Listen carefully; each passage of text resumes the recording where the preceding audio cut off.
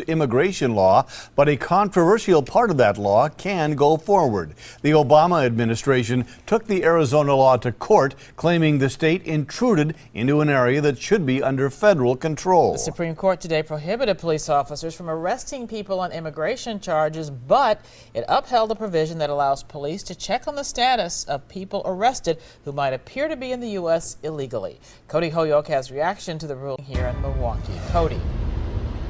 Well, Mike and Carol, as you said, the court upheld perhaps the most controversial part of Arizona's law, or the constitutionality of that, which allowed police to check the immigration status of anyone they believe is in the country illegally.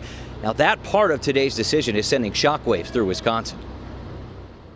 Mixed news from the High Court leaves advocacy groups on edge. It is a serious and disturbing attack. Civil rights organizations like Voces de la Frontera and the ACLU look at the ruling as bittersweet. On one hand, justices ruled the federal government has the power to block Arizona's controversial law, but they did uphold the constitutionality of a rule that lets police check immigration status. Police can stop someone based on the reasonable suspicion that they look like they could be undocumented.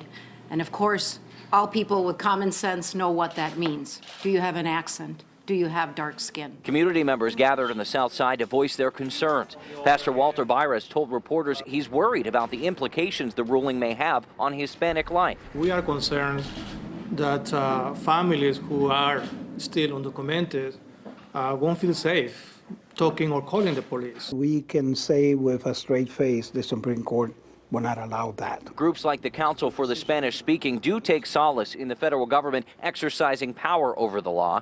They're hopeful the measures in Arizona won't bring problems home. We do not believe that in the state of Wisconsin there is going to be that type of racial profiling. We hope that is not the case.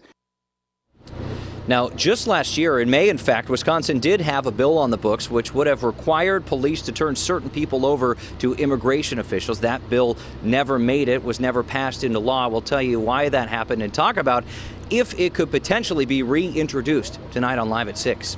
On your side, live on Milwaukee's South Side, Cody Holyoke, today's TMJ4. All right, thank you, Cody.